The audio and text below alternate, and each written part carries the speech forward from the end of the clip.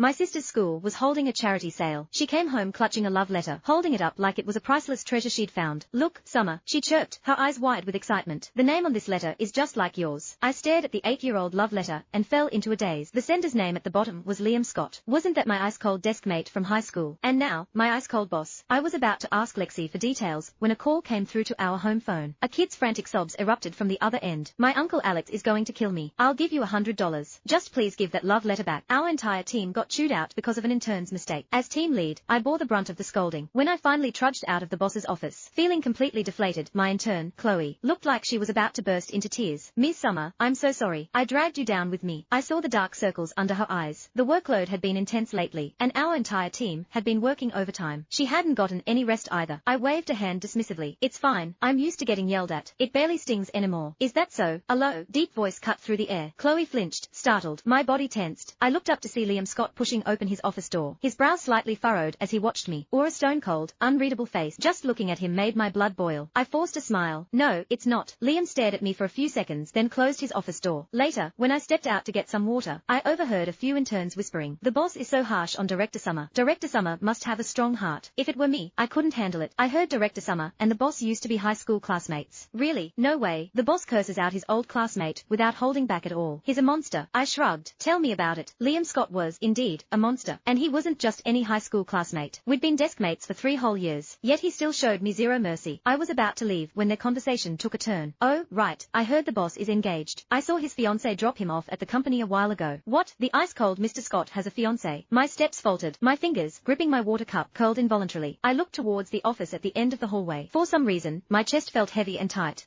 After a month of grueling work, the project finally made significant progress. The company gave us 5 days off. The interns were so excited they nearly cried. I politely declined their invitation for a celebratory dinner, packed my bags, and drove straight back to my hometown. I hadn't been back in half a year. Luckily, my hometown was only about 60 miles from the city where I worked. A 4-hour drive. It was late at night when I arrived home. My sudden return startled my mom, who happily went to make up my bed, while my dad hummed a tune as he headed to the kitchen to fix me a late-night snack. I put away my luggage and quietly pushed open the door to a small room. By the light from the living room, I saw a little girl buried under her covers, sleeping peacefully and adorably. Lexi was an unexpected blessing my parents had when I was in high school. Suddenly having such a young sister was a big adjustment at first, but as Lexi grew up, she became more and more adorable, inheriting my mom's patience and my dad's intelligence perfectly. And she was so clingy. She always thought of me first whenever she got something good. The next morning, I groggily opened my eyes at the sound of movement and saw Lexi perched by my bed. Her eyes were bright, staring at me without blinking. "Summer, you're back." "Yeah." I closed my eyes again. "Be a good girl, sis. I need to sleep a little longer." "Okay, I'm going to school now. I'll bring you a present when I get back." I mumbled a reply. Lexi quietly tiptoed out, carefully closing the door behind her. This little kid, she's so thoughtful. Looks like she has quite a bit of allowance to be able to bring me a gift. I was a little excited. By the time I got up, it was almost 11 a.m. Lexi was picked up from school by Dad. Mom and Dad asked me to watch her for a bit. Then they went to the supermarket together. As soon as they left, Lexi eagerly pulled something out of her backpack and mysteriously scooted closer to me. "Summer, guess what gift I brought you?" How was I supposed to guess that? I was about to blurt out a random answer when she couldn't hold back anymore, holding up an envelope in front of me. "Summer, look, your name is written on it." I froze for a moment, then took the letter. The paper was a bit yellowed, looking like it was from years ago. The front of the envelope read, "To Summer, my name. What are the chances of finding someone with such an uncommon name?" Lexi chatted on. "Our school held a charity sale today. We brought old stuff from home that we didn't need anymore, and students could buy whatever they wanted. All the money we raise will be donated to a charity. My desk mate brought a lot of stuff, old books, old stationery. I found this letter inside a book and bought it for $5. Lexi looked at me, expecting praise. "Summer, do you like it?"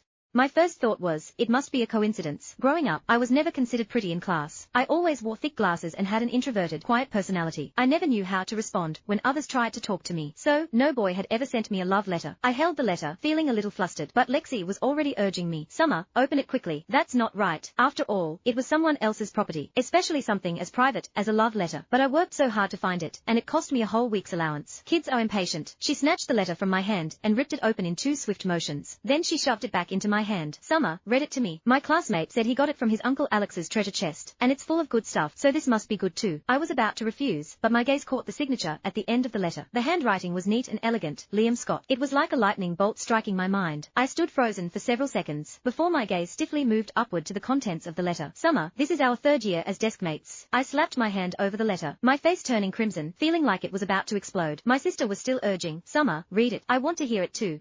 I sent my sister away, clutching the envelope, and rushed into my room. I opened the window and stood there, letting the wind blow over me for a long time, but my heart still wouldn't settle. I looked at the letter again. I was absolutely certain it was written by Liam Scott. After all, my handwriting in high school looked like chicken scratch. My English teacher couldn't stand it, and made me use Liam's homework as a model for my handwriting for an entire semester. I could recognize his handwriting even if it were burned to ashes. But why? Why would Liam Scott have liked me in high school? My thoughts drifted, and I remembered the first time I met Liam at the beginning of freshman year. Back then, I came alone from a small, rural town to a top-ranked city high school. I was carrying an oversized, worn-out canvas bag that seemed to contain everything I owned. I couldn't carry it anymore by the time I reached the school gate, so I just started dragging it. But I overestimated the quality of that canvas bag. With immense friction against the ground, the bag ripped. I walked a long way before realizing the weight felt off. I turned around to see my belongings scattered all along the path. Books, stationery, toiletries, a lunchbox. Students around me were watching, laughter constantly echoing. Oh my god, a country bumpkin came to the city. That bag is something else, seriously. My face turned beet red. I knelt down and started retracing my steps, picking things up. I hadn't picked up much when I bumped head-on into a boy walking toward me. The boy had a backpack, a handsome face, and was quite tall. He was holding a stack of miscellaneous items and calmly said, I picked up what was ahead. He looked over my shoulder at the ripped bag on the ground. Do you have any other bags? I awkwardly shook my head, barely daring to look at him. He thought for a moment, took a few books out of his backpack, and handed the backpack to me. You can use this for now. Confused, I took the boy's black backpack and looked up blankly. How do I give it back to you? The boy pointed to the book I had just picked up. Aren't you in freshman class 3 too? I froze, instinctively looking at his book. His class and name were on the cover. Freshman class 3, Liam Scott. To be honest, I was the one who liked him first. Unfortunately, that secret crush ended for various reasons. After graduating from college, I joined a small, obscure company for an internship, only to unexpectedly run into him again.